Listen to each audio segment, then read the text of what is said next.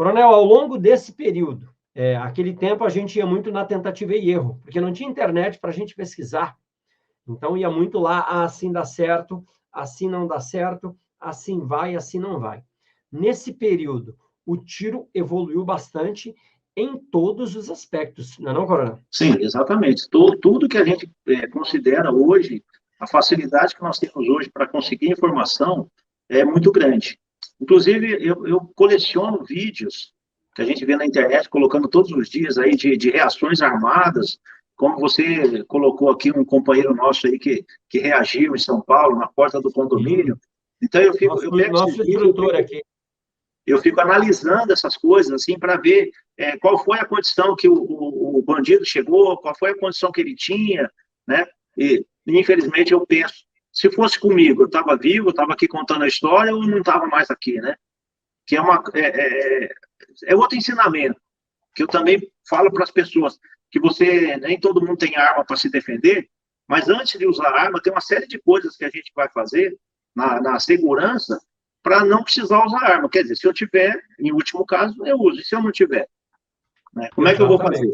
Então, a gente analisa tudo isso que tem na internet, essa facilidade toda para conseguir material.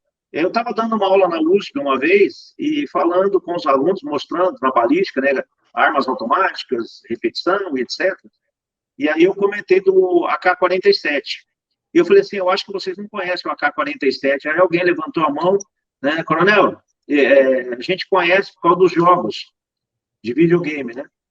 Aí eu falei assim, poxa, o jogo facilitou a minha vida, porque eu não tinha, no momento, uma foto de um AK-47 para mostrar.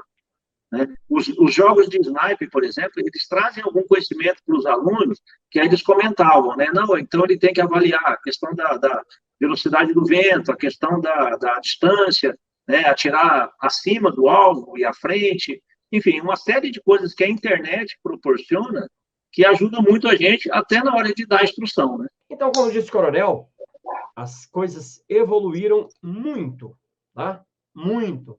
É isso que nós temos que entender. Nós tínhamos conceitos que hoje em dia são considerados extremamente ultrapassados e que até pouco tempo eram leis absolutas.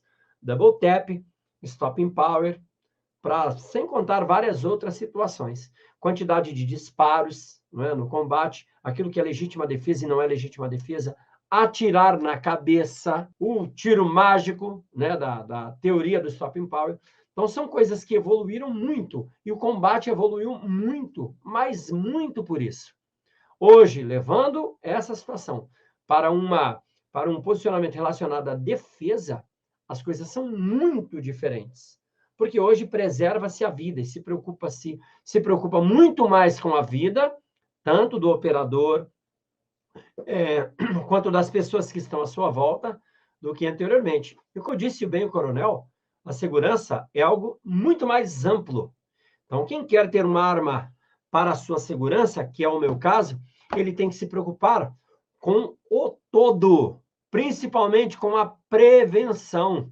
Medidas simples que podem, primeiro, evitar que você seja abordado e, sendo abordado, que você não seja completamente surpreendido, o que melhora em muito as suas chances de reação e de sobrevivência.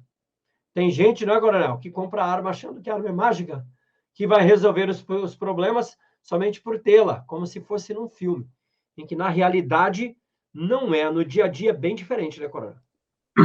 Exatamente. O que eu vejo, isso de longa data, né? Antigamente, que a gente ainda podia comprar uma arma, ia numa loja e comprava uma arma assim com uma facilidade muito maior que hoje, a gente via as pessoas compravam uma arma, guardava ali 5, 10 tiros e guardava a arma, muitas vezes sem limpar.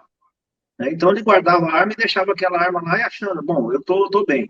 E não é bem assim, né? Se não precisasse de treino, se eu soubesse atirar e não precisasse mais de treinar, o Exército, a Aeronáutica, a Marinha, os militares, as forças policiais nunca iam treinar, porque já sabe para que vai treinar. Isso me lembra uma instrução que eu dei, um treinamento que eu dei em Campo Grande, né, com o pessoal da polícia lá, e alguns companheiros, atirando nesse treinamento, eles atiravam no chão. Num alvo de papelão, eles atiravam no chão. Né? Então, a gente acaba se envolvendo nas Forças Armadas, nas polícias, eu não sei, né? Meu irmão está aí também, que pode colaborar aí com a gente. né? A gente acaba se envolvendo tanto com burocracia e com outras coisas, e acaba deixando o treinamento de tiro um pouco em segundo plano. No Exército acontece isso.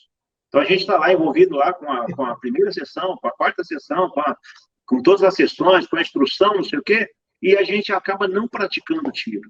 O oficial e o sargento das Forças Armadas, hoje, eles praticam tiro, 30 tiros por ano, para manter aquela... O que são 30 tiros por ano?